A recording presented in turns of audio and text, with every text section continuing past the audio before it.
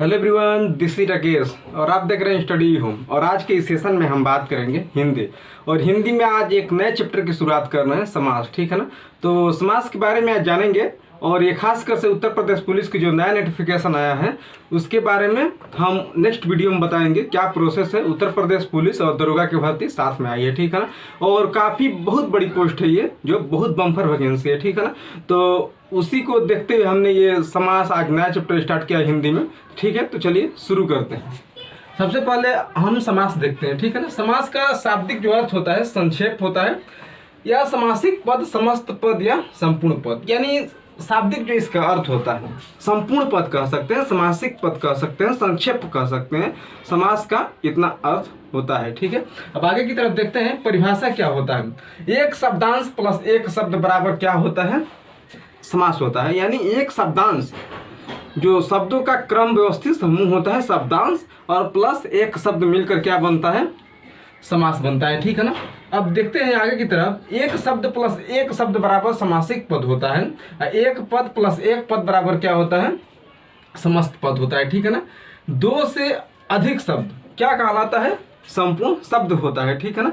हमने ये जितने भी शब्द लिखवाए हैं यहाँ पर, इसके एक एक एग्जाम्पल देते हुए आगे की तरफ बढ़ेंगे। ठीक है ना। तो वीडियो को ध्यान से देखिएगा। ठीक। तो जैसे हमने प्रतिवर्ष देख लिया। ठीक है ना। आजन्म देख लिया। प्लस ये क्या है? प्रतिवर्ष और आजन्म एक शब्दांश प्लस एक शब्द से मिलकर बना है, इसीलिए ये क्या है? यह समास है। ठीक है ना। जैसे हम देख लेते हैं आगे की तरफ क्या होता है। माता पिता, यहाँ पे क्या होता है? एक शब्द प्लस एक शब्द मिलकर समासिक पद होता है। इसमें एक शब्द का मतलब ये है माता, एक शब्द पिता। ठीक है ना। तो एक शब्द प्लस एक शब्द मिलकर क्या होता है? समासिक पद होता है। ठीक है ना। जैसे हमने देख लिया चिड़ियाघर, हिमालय, तो यहाँ पर एक पद प्लस एक पद मिलकर क्या होता है? समस्त पद होता है। ठीक है ना। यहाँ हम पद की बात कर रहे हैं, यहाँ पे शब्द की बात किए हैं और यहाँ पे हमने पद की बात किए हैं। ठीक है ना। तो चिड़ियाघर और हिमालय एक पद प्लस एक पद मिलकर क्या बना है? समस्त पद बना है। ठीक है। जैसे रोटी कपड़ा मकान हो गया, ये दो या दो से अधिक जो शब्द होता है मिलकर बनता है। दो या दो से अधिक शब्द होता है, ये संपूर्ण पद कहलाता है। जैसे रोटी कपड़ा मकान हो गया। ठीक है ना। तो इस तरह से हमने देखा कि रोटी कपड़ा मकान दो से अधिक शब्द मिलकर बना है, इसे संपूर्ण पद कहते हैं। अब हम देखते हैं कि समास के कितने भेद होते हैं। ठीक है ना। मुख्यतः हमने बहुत सारे किताबों में देखा है कि समास के कुल मिलाकर 4 भेद होते हैं, कहीं कहीं के 6 होता है। तो हम देखते हैं कितने होते हैं और कितने को मुख्य माना जाता है। ठीक है ना। तो समास के भेद 4 या 6 होता है। ठीक है ना। अब आगे देखते हैं कि अव्ययीभाव समास, इसको पहचानेंगे कैसे? तो अव्ययीभाव समास क्या होता है कि प्रथम, पहला या पूर्व पद, ये सब एक ही शब्द है। ठीक है ना। प्रथम इस पहला होता है और पहला पूर्व पद ही क्या होता है? प्रधान होता है इसमें। यानी कहने का मतलब है कि जो पहला पद होता है वही इसमें प्रधान होता है। ठीक है ना। और दूसरा आता है द्वंद्व समास। द्वंद्व समास का मतलब ये होता है पहला और दूसरा दोनों पद प्रधान होता है। यानी हमारे कहने का मतलब ये है कि कोई भी हम शब्द को संधि विच्छेद करते हैं, उसमें जो दो शब्द मिलकर बनते हैं, जो दो शब्द नया निर्माण होता है, उसमें पहला पद और दूसरा पद जो दोनों होता है वही क्या होता है? प्रधान होता है। तो सबसे पहले हम देखेंगे द्वंद्व समास। द्वंद्व समास में पहला और दूसरा दोनों पद क्या होता है? प्रधान होता है। अब हम बात करते हैं आगे कर्मधारय समास के बारे में। ठीक है ना। तो देखते हैं इसको। तीसरे नंबर पर आता है कर्मधारय समास। इसमें दूसरा पद प्रधान होता है। कर्मधारय समास का मतलब ये होता है कि इसमें कोई भी शब्द होगा, इसका दूसरे पद का क्या होगा?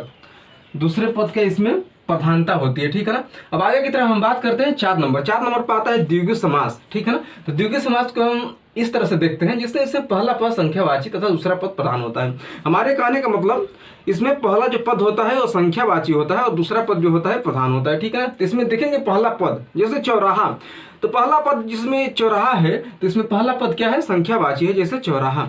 ठीक है ना। यहाँ पे क्या होता है? 4 राहों का समाहार होता है। ठीक है ना। यहाँ पे तत्पुरुष समास है। तत्पुरुष समास में क्या होता है? दूसरा पद प्रधान होता है। यानी तत्पुरुष समास की हम बात करते हैं तो इस तरह से ये समास में दूसरी पद की प्रधानता होती है। ठीक है ना। अब आगे की तरफ देखते हैं 6 नंबर पर आते हैं। हमने 4 को देख लिया था द्विगु समास तक। अब आगे की तरफ 5वें नंबर पर आता है तत्पुरुष समास, जिसको हम क्या कहते हैं? दूसरा पद क्या होता है? प्रधान होता है। ठीक है ना। अब हम बात करते हैं 6 नंबर पर बहुब्रीहि समास। ठीक है ना। तो इसमें क्या होता है? अन्य तीसरा पद प्रधान होता है। ठीक है। तो हम एक तरह से बात करते हैं कि जो अन्य पद होता है, जो पहला पद और दूसरा पद के बाद जो तीसरा पद आता है वही क्या होता है, इसमें प्रधानता होती है। ठीक है ना। अब हम बात करते हैं इसको पहचानेंगे कैसे, कि कैसे इसको पहचानते हैं कि कौन अव्ययी भाव समास है या कौन दूसरे प्रकार के समास है। ठीक है ना। तो देखते हैं इसके पूर्व प्रधान क्या होता है, समास होता है, यानी जो अव्ययी भाव समास होगा वो पहला, यानी जो पहला पद होगा वही क्या होगा, अव्ययी भाव समास होगा। अब हम बात करते हैं उपमान उपमेय वाला समास क्या होता है। ठीक है। तो उपमेय उपमान वाला समास जो होता है वो कर्मधारय समास होता है। ठीक है ना। इस बात को खास कर से नोट कर लीजिएगा, जो उपमान और उपमेय वाला जो समास होता है वो क्या होता है, कर्मधारय समास होता है। हम बात करते हैं विशेष और विशेषण, जिसमें विशेष और विशेषता, ठीक है ना, की बात की जाए वहां पे क्या होता है, कर्मधारय समास होता है। यानी हमारे कहने का मतलब ये है कि हमने उपमान उपमेय वाला समास भी देख लिया, विशेषण और विशेषता वाला समास देख लिया, जिसको क्या होते हैं, कर्मधारय समास के अंतर्गत आते हैं। ठीक है ना। जहां दोनों पद गौण होते हैं, क्या होते हैं जी, जहां दोनों पद गौण होते हैं। हमारे कहने का मतलब ये है कि जहां दोनों पद गौण का मतलब ये है कि जिसकी कोई प्रधानता नहीं होती, मतलब उसमें कोई पद प्रधान नहीं होता है। जहां दोनों पद गौण हो यानी उसकी प्रधानता नहीं है, ये कौन सा समास कहलाता है, बहुव्रीहि समास कहलाता है। ठीक है ना। हम बात करते हैं आगे की तरफ। ठीक है ना। आगे की तरफ देखते हैं अव्ययी भाव समास। ठीक है ना। अव्ययी भाव समास में पहला पद प्रधान होता है। हमने आपको पहले ही बताया था इस बात को कि अव्ययी भाव समास में क्या होता है, पहला पद प्रधान होता है। इस वीडियो के अंतर्गत इतने आपको फैक्चुअल कंसेप्ट के साथ हिंदी का हम चैप्टर लेकर चल रहे हैं। ठीक है ना। अगर नहीं समझ में आए तो कमेंट कर देना। ठीक है ना। हम अपनी तरफ से बेहतर समझाने का प्रयास करेंगे। ठीक है ना। तो आगे की तरफ देखते हैं अव्ययी भाव समास। ठीक है ना। अव्ययी भाव समास में पहला पद प्रधान होता है और पहला पद हमेशा उपसर्ग अव्यय निपात में से कोई एक होता है। क्या होता है, पहला पद हमेशा उपसर्ग, हमने उपसर्ग और प्रत्यय आपको पढ़ा दिया है। ठीक है ना। अगर नहीं वीडियो देखें तो वीडियो जाकर पहले देखिए। ठीक है। तो क्या होता है, और पहला पद हमेशा उपसर्ग अव्यय निपात में से कोई एक होगा। ठीक। हम दूसरी तरफ की बात करते हैं कि जहां पहला पद उपसर्ग, हमने उपसर्ग ही पढ़ाया है आपको। ठीक है ना। उपसर्ग का मतलब होता है शब्दांश के रूप में होता है तथा अव्यय निपात यानी अभिकारी शब्द के रूप में होता है। सभी उदाहरण अव्ययी भाव समास के होंगे। जैसे उपसर्ग, यहाँ पे हम पहले उपसर्ग देख रहे थे। उपसर्ग क्या होता है, आमरण। आमरण में ये क्या आ हो गया, जो आ होता है ये क्या होता है, उपसर्ग होता है। इसमें प्रत्यक्ष में प्रति जो होता है ये क्या होता है, उपसर्ग हो गया। ठीक है ना।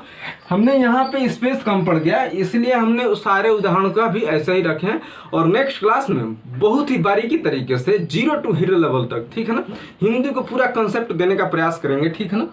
तो इस तरह से बने रहे वीडियो में। अगर वीडियो पसंद आया तो चैनल को सब्सक्राइब करें, लाइक करें। ठीक है। मिलते हैं नेक्स्ट क्लास में। जय हिंद, जय भारत, टेक केयर।